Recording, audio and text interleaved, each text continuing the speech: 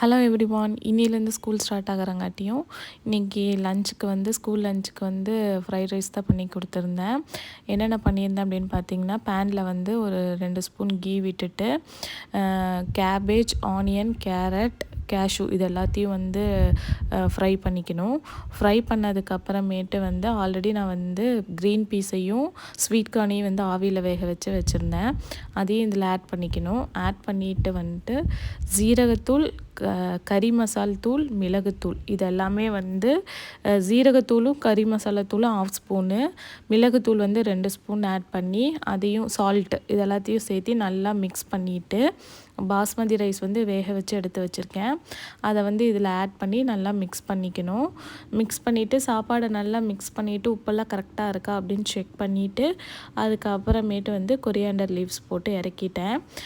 ரொம்ப easy and சிம்பிளாக வந்து ரெடி பண்ணியாச்சு.